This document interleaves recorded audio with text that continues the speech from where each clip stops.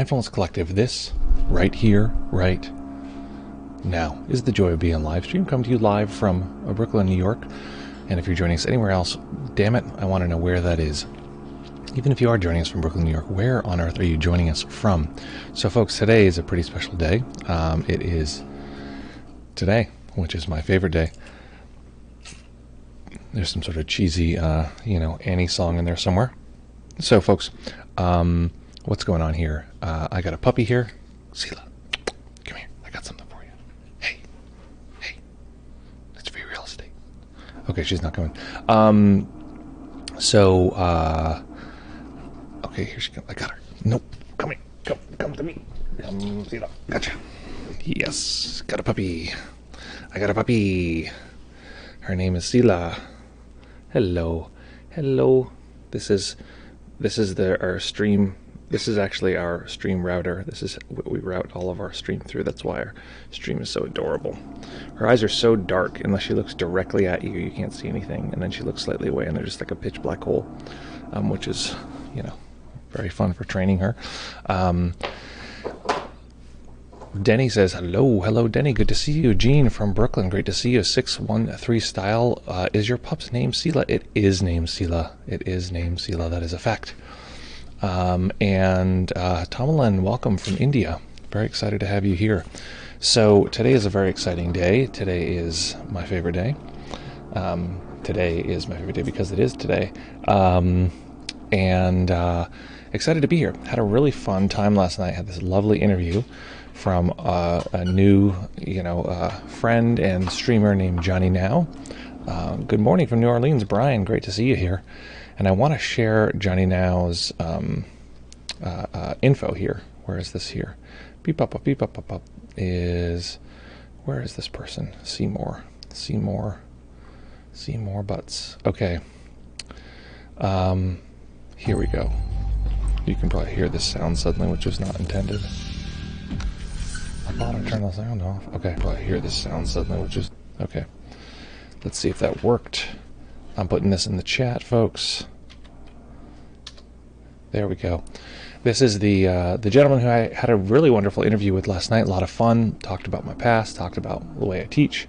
And he asked some great questions. Which I actually wanted to address today.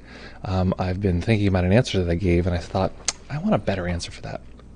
So the answer is around working with obsessive thoughts. And my dog is back. Hello, little doggy. I need like a dog cam. I need like an extra camera over here so you can see how adorable this is. Come on, you little snucker. She won't. I wish I could. Damn, can she jump high enough? Wait, where's the camera? All the way over here. Come here. Get this thing. She won't come. I don't know if this is fun for anyone else. I mean, I get to play with my dog. I wonder if that would be. I guess everyone else has their own dog, so they don't need mine. Come on, jump up here. Get the goddamn camera view. Come on. You're so self-absorbed. You don't even want to be on TV. Anyway, okay. Cute dog here. Probably going to annoy us during the meditation. But what will be more annoying during the meditation, let me tell you, is the drilling that started 45 seconds ago. Good girl. Okay, so welcome here, folks. Greetings from the deep woods of Norse country. Nick, great to see you here. Rory, great to see you here from Kingston, Ontario. We've got a growly little puppy. Very happy to be here with you today. It's a lovely day, which I am happy to occupy. In a very nice mood. I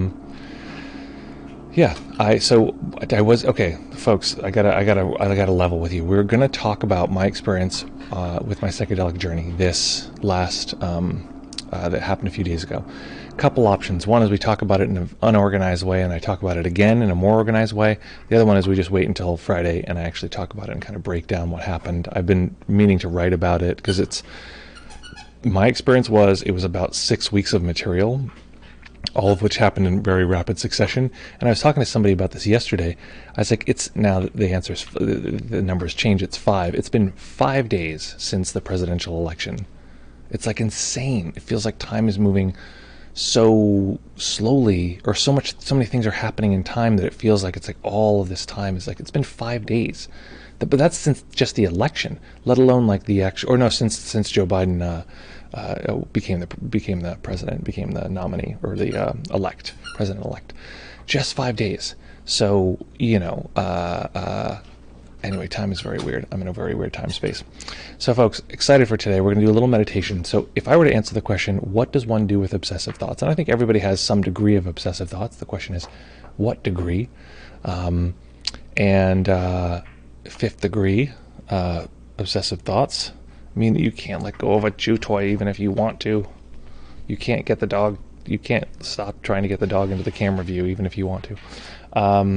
We're going to make her a little platform so she can get up here somewhere where this is the only place where we're actually in the camera view is where my head is, so we'll just have her take over the whole stream. So if I were to answer that question, I would answer the question in the form of a meditation, which is the meditation we're going to do today. So if I wanted to help people deal with obsessive thoughts, one of the first things I would do would be to get a sense of the voice of that obsessive thought. So it's going to be a little tricky today, a little interesting, because the likelihood is we all have more or less experience with obsessive thoughts. Some people here might have no experience with obsessive thoughts. It's probably unlikely. Maybe you're a goldfish, but hey, listen, goldfish are welcome. I think this might be a toy we take away from you because it's pretty noisy. Leave it. Good girl. You can just tell her to leave it and she'll drop anything. I'm very impressed with her, not me. I did a little bit of training. She's just very smart. So what's the point of it? Okay, so it's a little tricky because we want to actually look at the obsessive thought itself a little bit and then begin to back away from that or give it some context. The problem is, what if we don't have any obsessive thoughts right now? Everyone knows I like to work very directly, not theoretically, like, hey, when you can use this in the future. So we're going to have to come up with some way to meditate where an obsessive thought is sort of brought in. So I think I have a way that we can do that, but the key is not to begin with that if possible, and we're going to begin with connecting with kind awareness. If anyone is new to the stream here or is unfamiliar with this term kind awareness, I'll give you a definition right now, and this is a very important part. Anyone watching now, because we did the interview last night with Johnny Now, super fun, super great guy. I really encourage folks to go check out his stream. The link is here in the chat. Actually, I'm going to just link it a bunch of times because it was fun. He's a really sweet guy. And I don't think he's talking about it publicly, so he recently, it was like 6 months or so ago, maybe 60 days, like stopped using some substances that we're using for a long time and like is really looking at his life differently. It's kind of wonderful. It's just a really nice conversation. And beep pop is so the point of it is that what was I talking about, guys? I'm so excited. I have such a fun time with the little doggo. So we're going to be meditating on the obsessive thought thing. So defining what is kind awareness. Okay, so awareness is very simple, although it takes people a long time to notice it. I'll give a very generic definition, and I'll give a definition that contradicts that later on, but for now this is very simple. So have you ever had like a wide awareness of your environment, a sort of global sense of all that's going on? So right now you can look at like just the tip of my finger here, like just the teeny tiny tip, but you can also look at your whole screen and everything around the screen. Right, you can kind of take in the larger part. I don't know if you noticed when I did that, my eyes kind of bulged a little because there's a sense of it being like all peripheral. So that's one of the fastest ways for people to contact awareness. It's the sense of overall, the mind just apprehending a larger sphere of material. That's our generic definition for now. Hello, Artie Casadio, great to see you here. Thanks for joining. So that's awareness. Kind awareness is this idea that it's as though we're welcoming. So we're welcoming the experience of what's occurring around us. Of course, we'll guide through this in a moment, but I just wanted to give people a sense of where we're starting, and we're going to go from there. Okay, so folks, finding a nice comfortable position that you can maintain for the duration of the sit. If you've never meditated before, let me know in the chat. It's pretty important that I know that. It's helpful for me to have a sense of your background experience. Or if you're new to the stream, well, welcome. We're going to welcome you in a super fun way in just a bit. But let us know. Otherwise, listen, we'll never know. Then you won't be new, and then we can't welcome you because you've been here for a long time. So I'm curious how bitey this little puppy is going to be during the practice, but I think it'll be okay. Our theory before was to like put her in her pen, and now the theory is just like let her be nuts, and then that's like best case scenario. Okay, so find that nice comfortable position. I'm going to encourage you to be still throughout the entire practice, and what that means is not moving voluntarily in any way. And if you do move, just coming back to position. If you need to move, if you need to adjust, go ahead and do so, but just do so very slowly. Take your time to move slowly, scratch the itch or whatever it is very slowly, move back very slowly. Usually if you ignore that stuff, it'll just go away on its own. And but of course, if you feel overwhelm rising, don't let it get past like a 3. Just go ahead and make any adjustment you need to. A little adjustment, a big adjustment, just stop meditating, whatever that is. But you want to be very aware of that kind of thing. Artie says, I'm a little rusty in the meditation, but I'm still comfortable with it. Excellent, great. That's a good time, so we're going to have a nice time now. So when you're ready, finding that nice comfortable position, and once you do, we'll begin.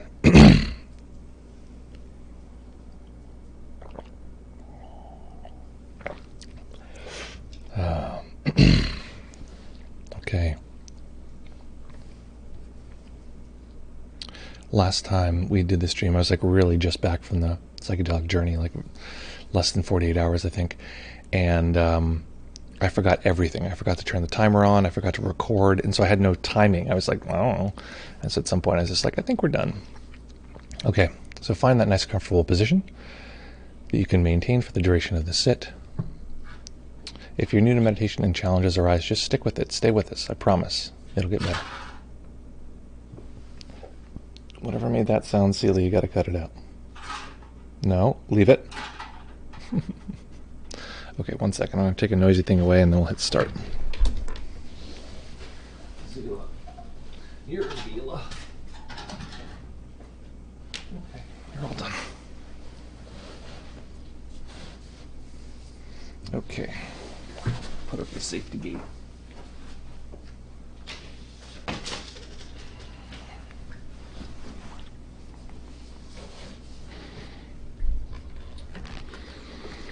Excellent. And when you're ready, we will begin.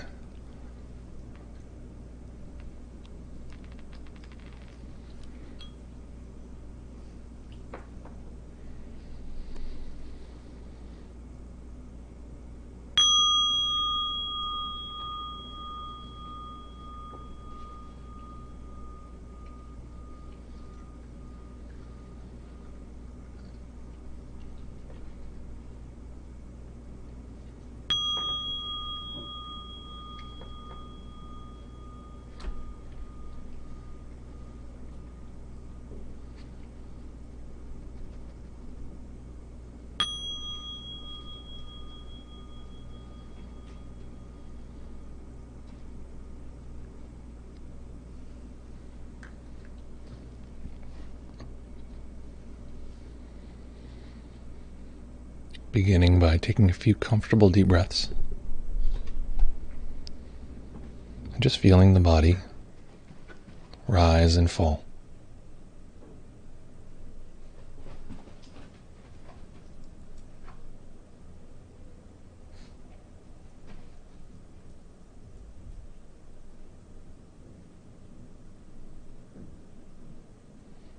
By simply observing the rising and falling of the body as it breathes.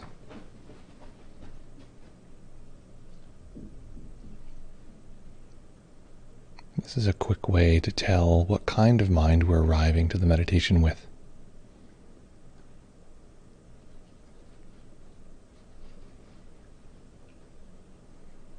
And some days it'll be easy to stay with these sensations. Some days it won't. And these are both natural effects of having a mind.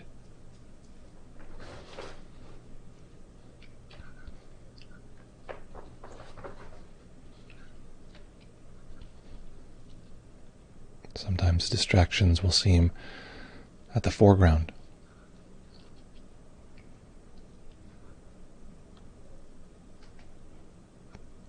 And sometimes the mind will simply settle with the sensations.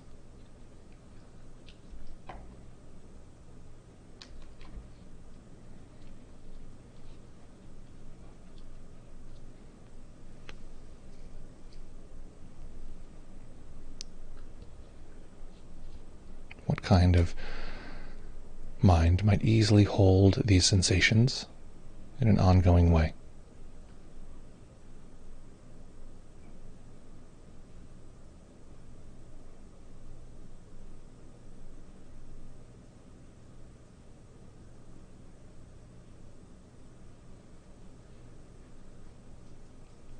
It's as though we're slowly tuning into the sensations of the breath, of the body rising and falling.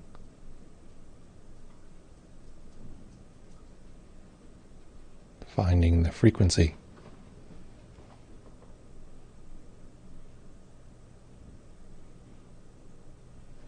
Not so much tuning out distraction as tuning into these particular sensations.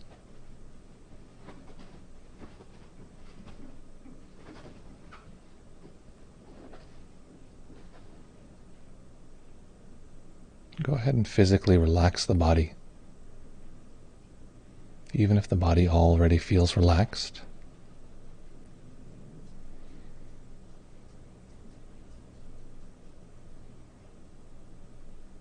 go ahead and see if you can let go even more deeply. And again. And again.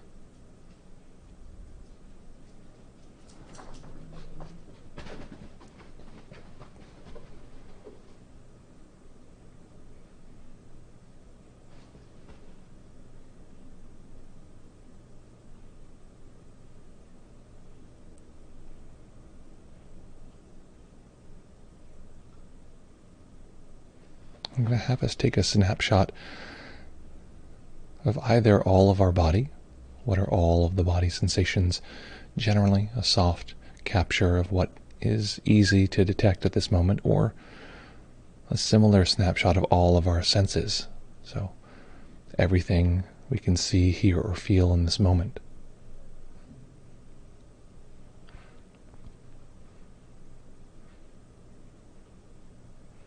If we use the second version, all sensing, this means we've eliminated distraction.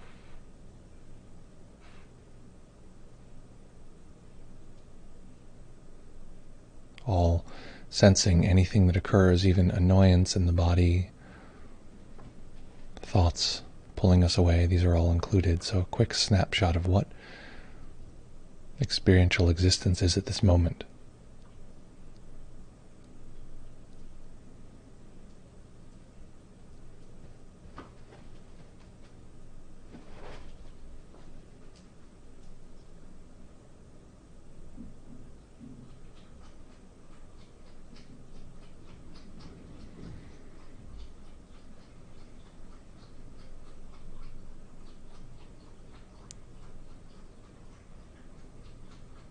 And if distractions arise, which they may,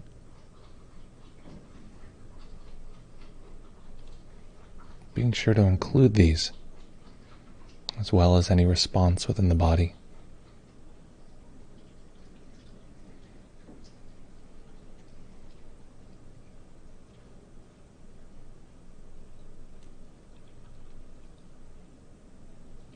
And imagining for a moment that this awareness that holds our experience, that captures this sense experience, is actually welcoming. It's not simply the flash of a bulb capturing. It's as though it's open to, receptive of whatever it comes in contact with.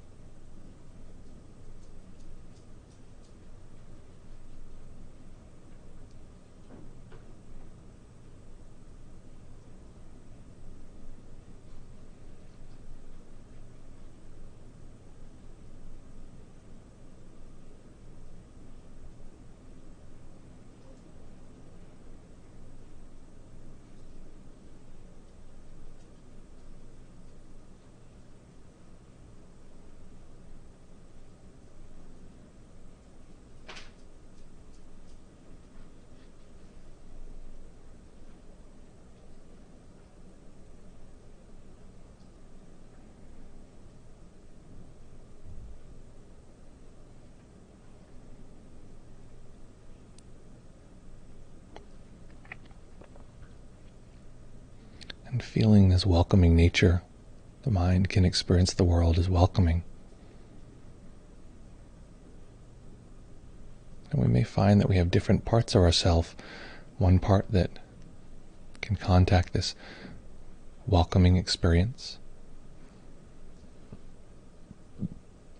and perhaps another part of the mind that is judging, assessing, distracted, or sleepy. None of these are bad, they're just different parts.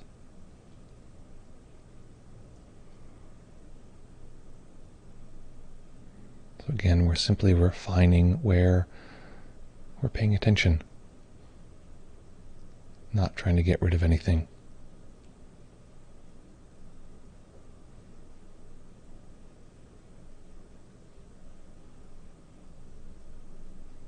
Engaging in the slow process of finding this kind awareness.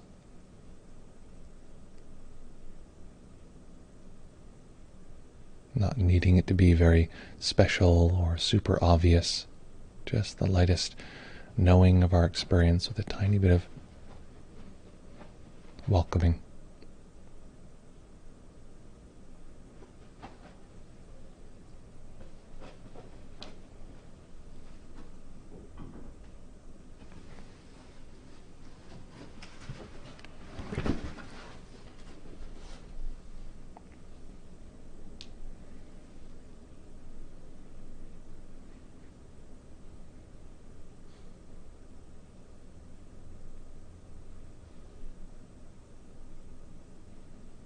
And imagining for a moment that this welcoming, open reception, that this was me, this is the self.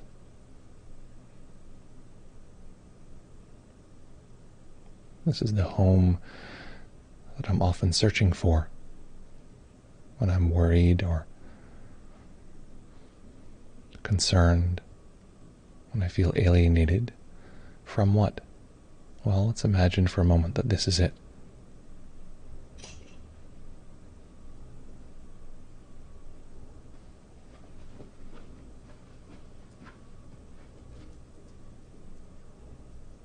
If there's distraction or annoyance, if the system is gripping, this is a kind of subtle suffering, wanting something more.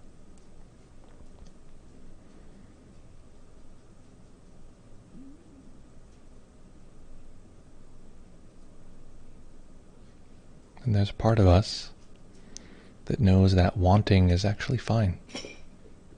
It's actually natural.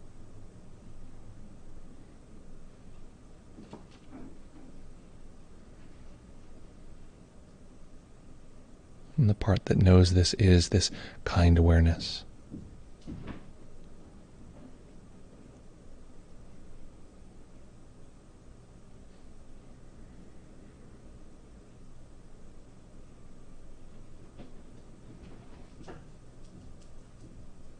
So there's a part of us that doesn't need anything to change, and likely a part of us that wants something to change.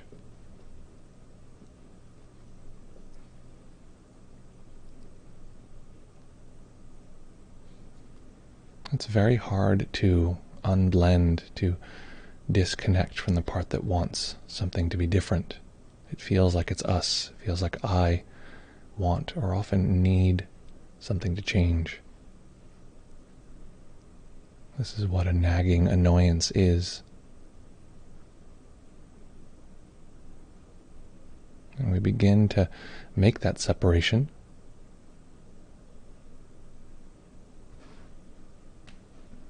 If we can recognize that resistance is natural.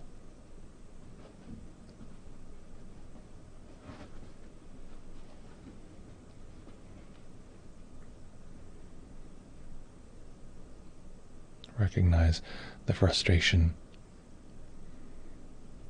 the wanting.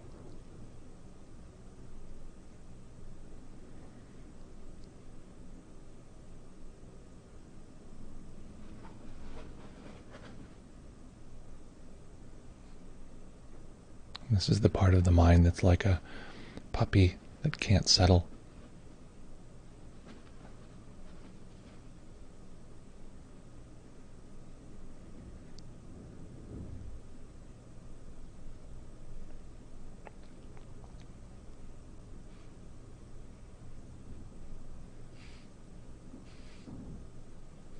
And we can fight the nature of the puppy.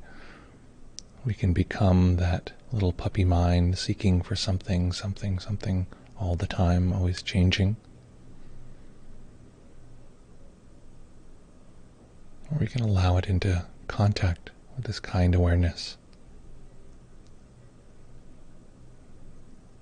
That even for an instant doesn't need that nature to be different.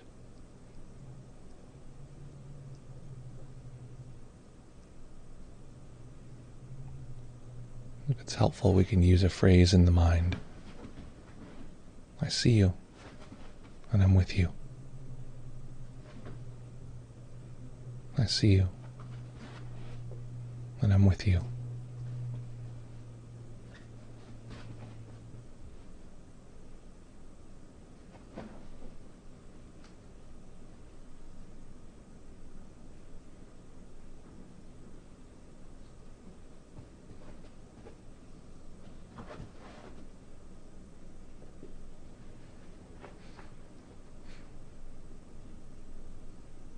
Who is the I in this statement? I see you. I'm with you. This is the kind awareness.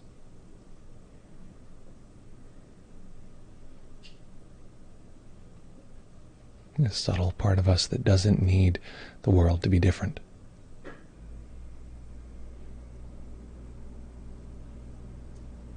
And who is the you in this statement? I see you. I'm with you.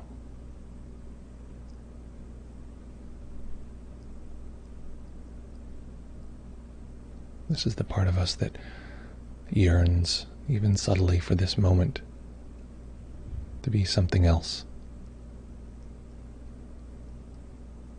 I see you, and I'm with you.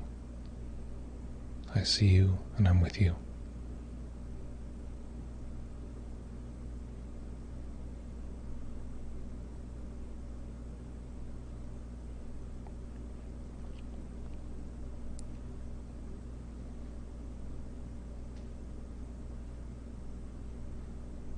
Simply repeating this phrase, and slowly over time finding connection with this kind awareness, allowing it to relate gently in a welcoming way to the various forms of turbulence and turmoil within. I see you. I see you.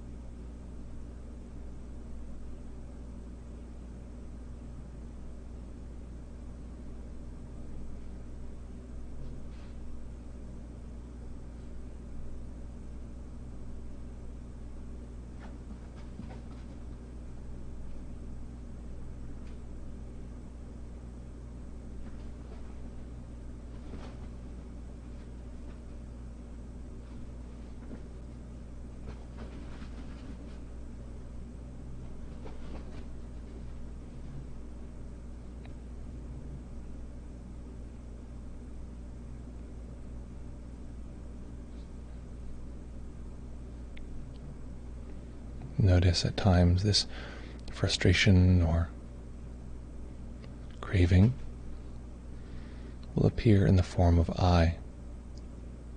I'm so annoyed. This is so annoying to me. It may tell us in words or emotions.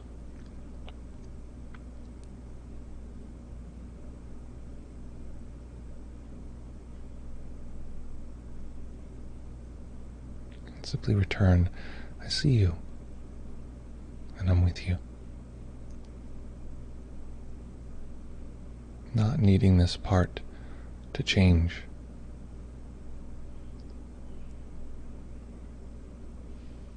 Not needing the mind to stop obsessing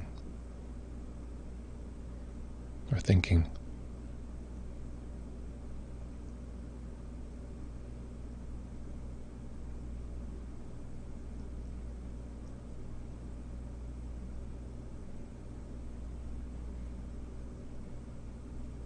And if part of us wants it to stop, wants it to change, it's easy. I see you, and I'm with you.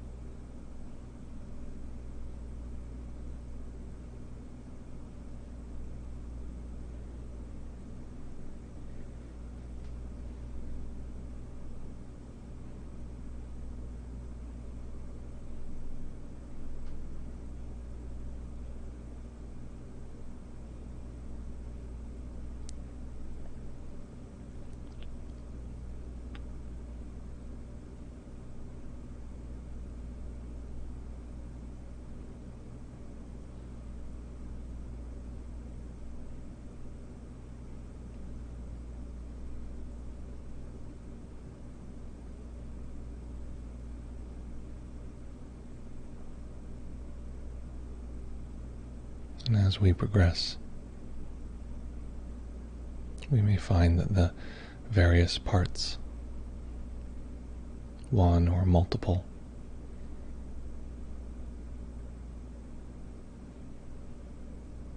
begin to settle, as they don't need something to fight with. There's no fight.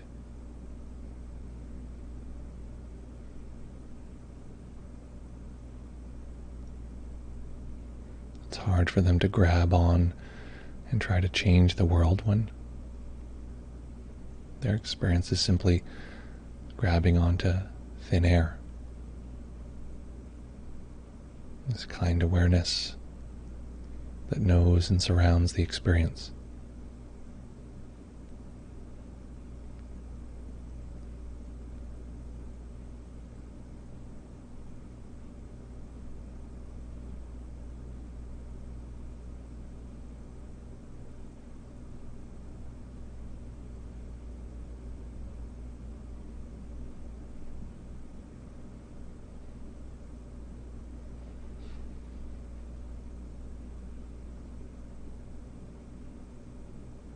And if we find we're simply identifying, it just feels like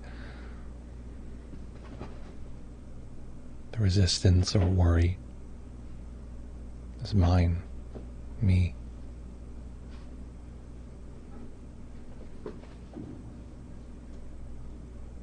Simply recognizing this resistance as nature. Returning to our phrase, I see you, and I'm with you.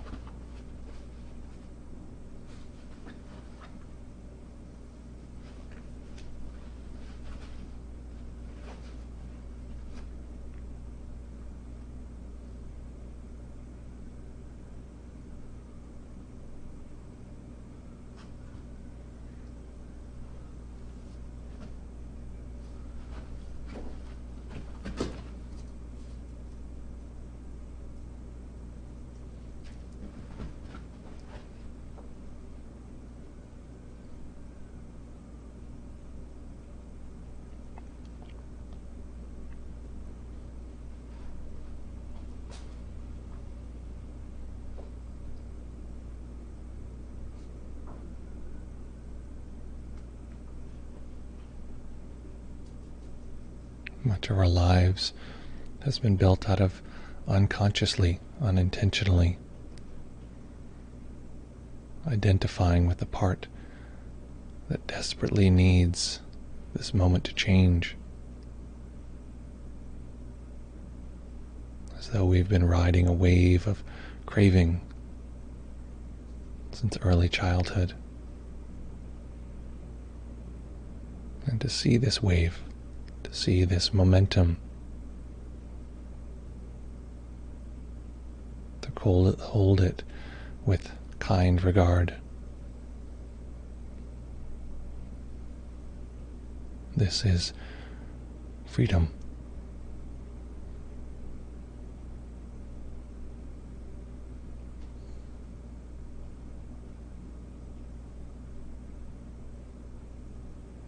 This is the resolution that that part has been looking for this whole time.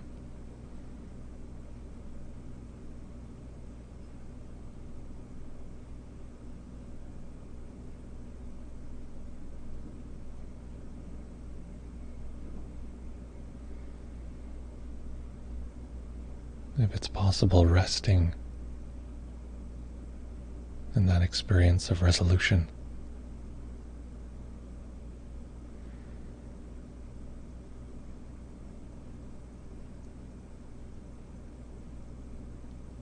The kind awareness does not need. It simply knows and welcomes experience.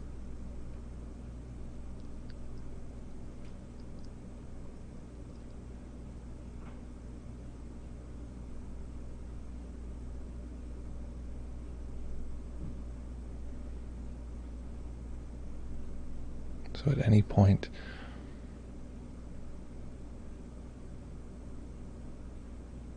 we'll either need or not.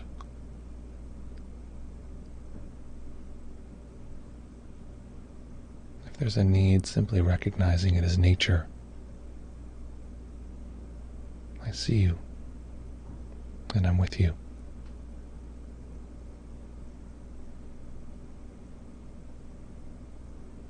If there's an absence of that need, even for a moment, recognize and settle into it as home.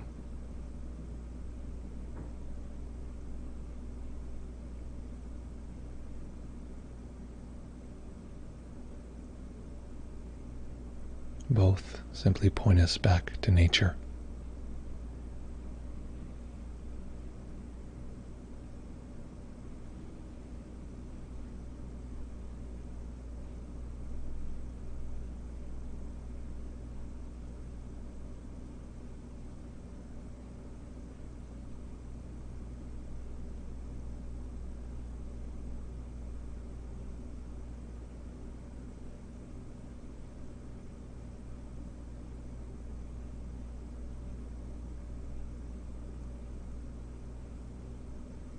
And staying with the practice, staying in stillness,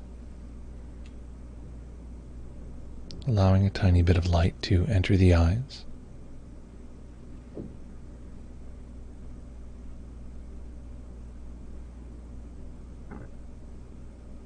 Eventually allowing the eyes to rest on a single point.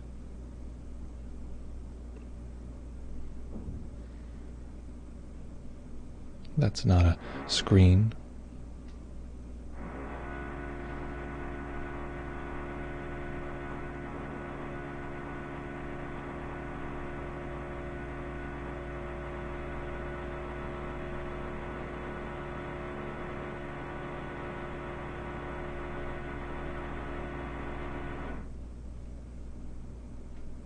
And letting this particular moment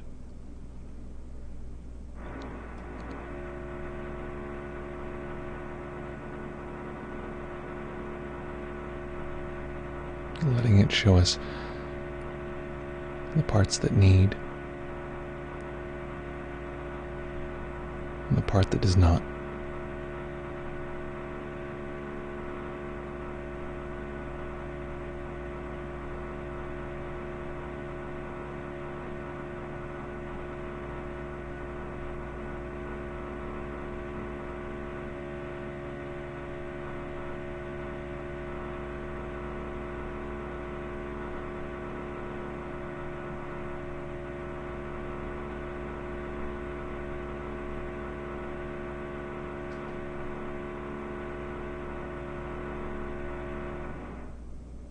And in this way, allowing this practice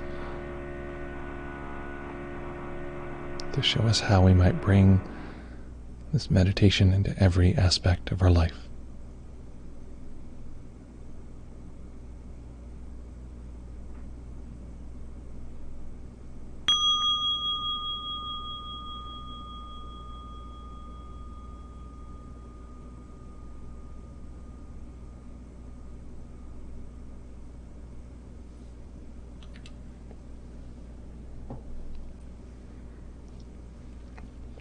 okay. So what was that experience like? What happened and what are you like now? Making any adjustments you need to allow the body to be comfortable. I appreciate folks being here for this practice, being here throughout. And if you're not caught up or you're just joining us, we've been using our lovely puppy as part of the practice for a number of days now, trying to come up with a solution as it reaches adolescence and stops doing all the things we had expected it to do for the last year. Its new thing, apparently, is playing directly behind me while I guide a meditation. So hopefully that was actually useful. I found it a useful tool because my mind kept wanting the sound to stop. I'm sure you could probably hear some of that sound in the background. And it was great because it was a very direct experience of the wanting. Yeah, it was helpful for me.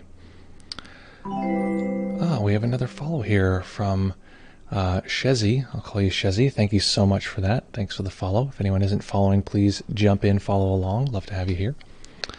I'd love to stick around, but the voice is making me have lewd thoughts, so I'm going to make my exit. Well, listen, lots of responses to lots of different stimuli, so no problem. Thanks for coming. Great to have you here, and come back whenever you like. So what was that experience like? What happened, and what do you like now? And P.S. All right, let's do our radio bits here. If you want to see playbacks for these, if you want to look at past meditations or other playlists,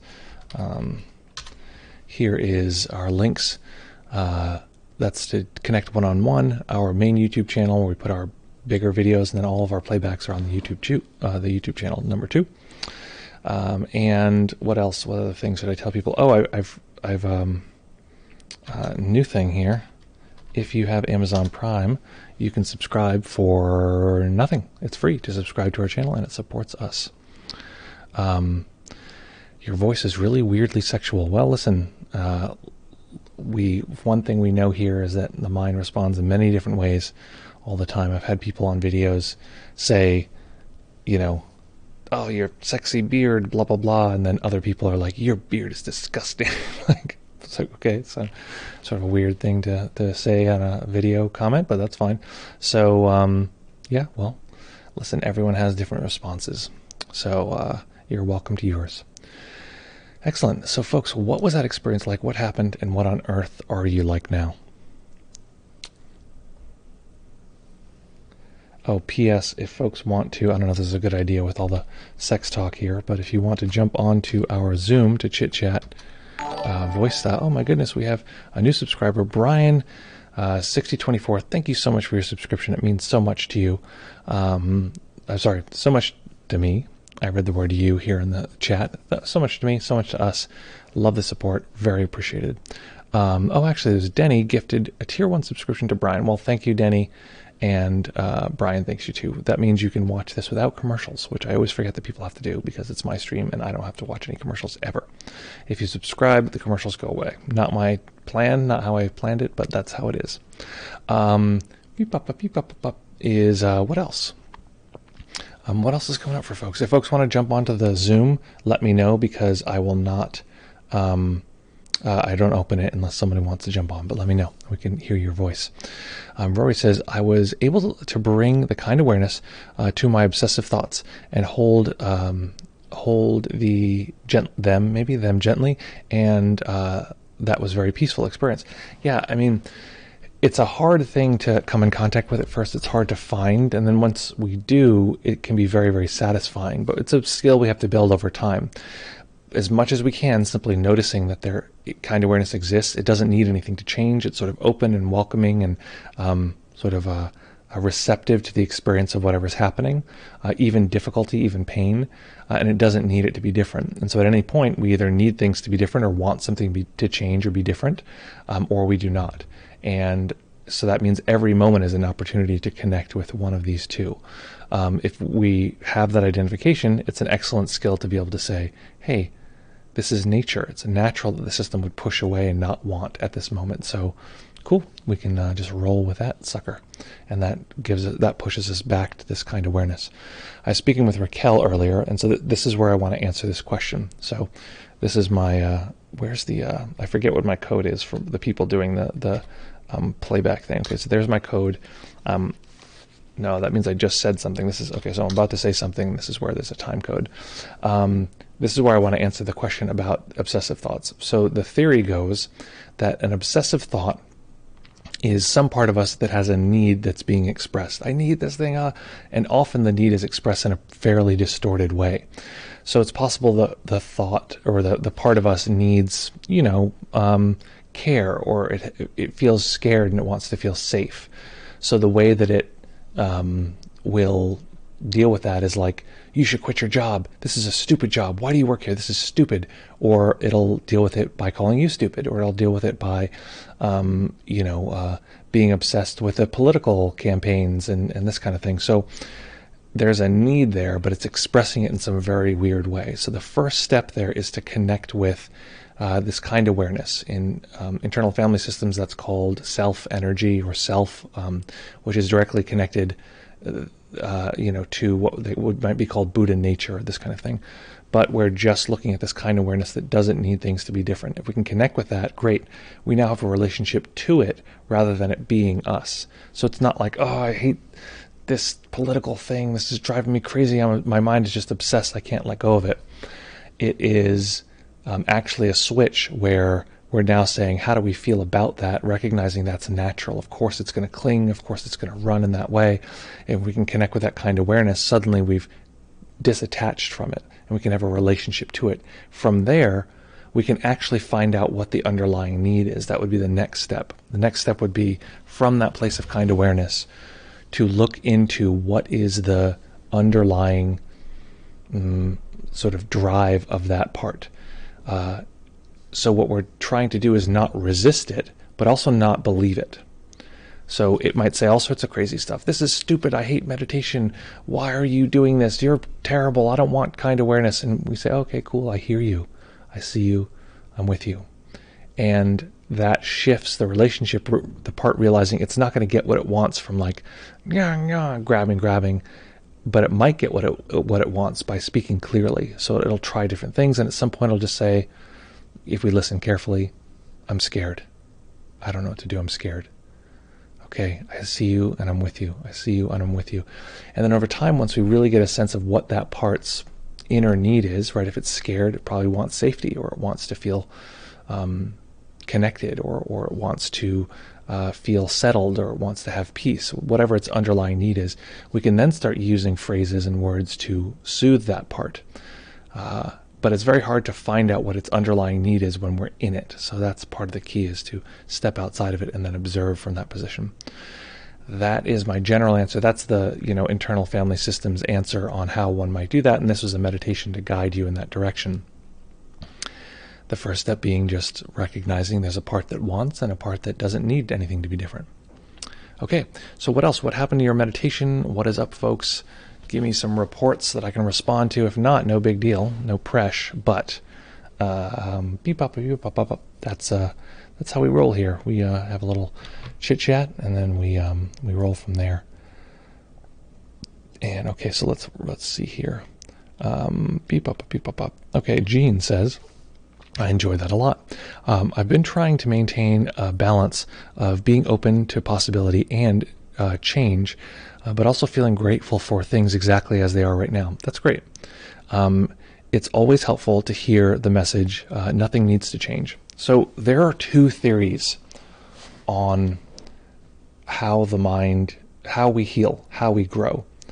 One theory is we are the agents of change. We need to get in there and root around and like get things fixed, and there's something missing. We need to find it out in the world, or we need to like fix something that's broken.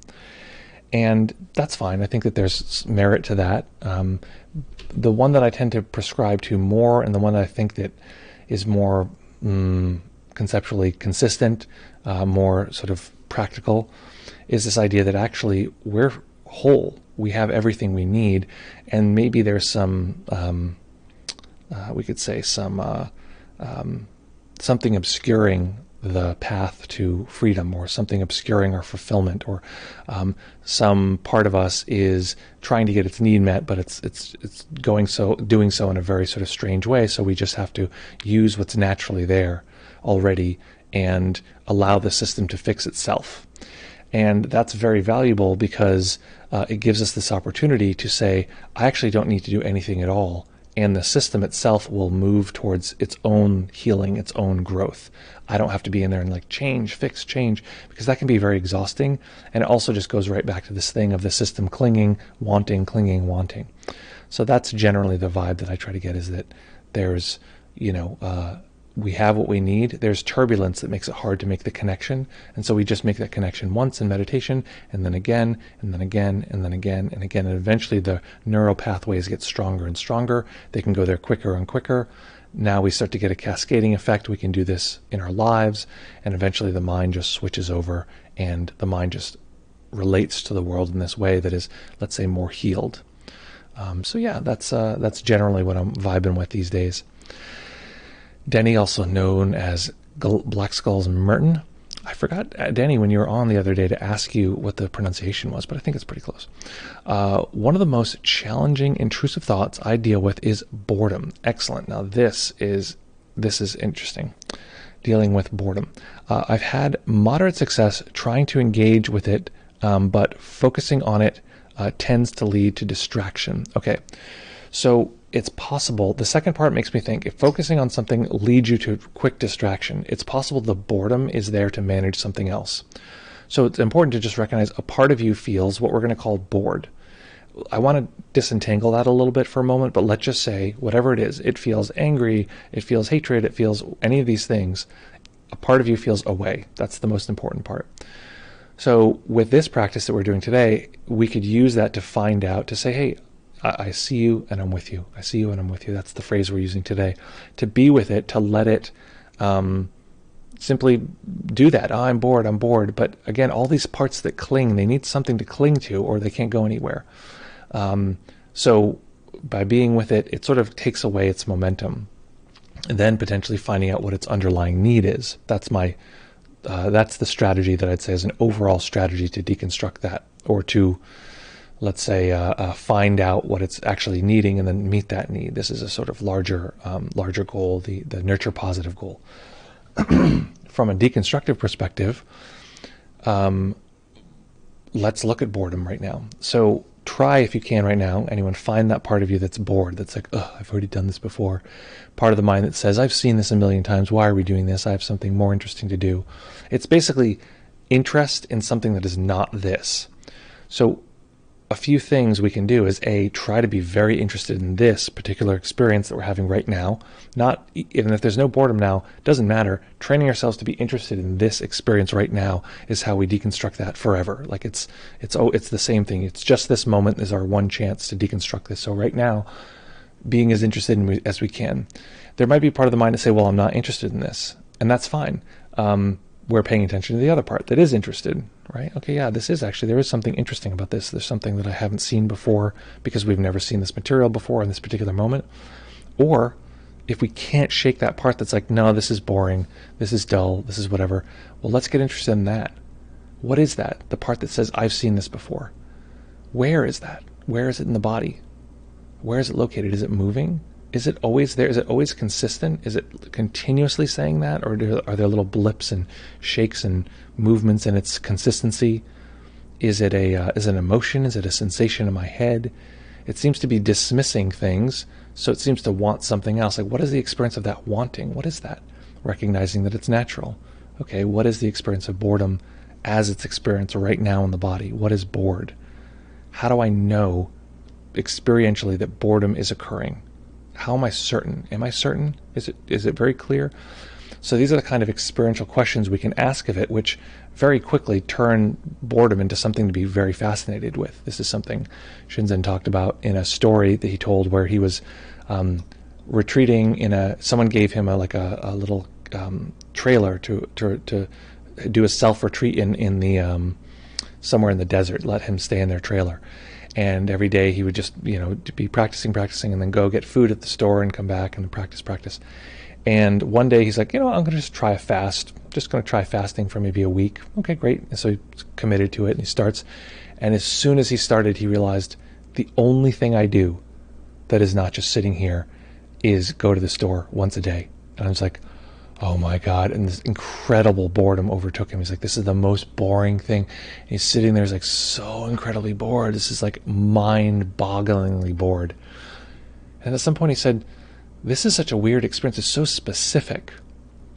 What is it exactly? Looking again for the specificity, the uniqueness. What is exactly the experience of boredom? And he's like, he started to look at it and he's like, oh, it's like this. Oh, it's like this. And because it was fascinating, it went whoosh and like disappeared. And he's like, no, come back. I want the boredom. Because he became fascinated with it and it collapsed. So that's really the key, is to be fascinated. What exactly is boredom in this moment? Because we've never experienced these sensations in this moment. So those are my two strategies for deconstructing boredom. One is find out what the need is, meet the need. The other one is to deconstruct the actual experience of boredom, therefore completely destroying it. It's one of the few things that being interested in will, well, actually not one of the few things, there's many things, but it is one of the things where being interested in it will just completely deconstruct its solidity in that way.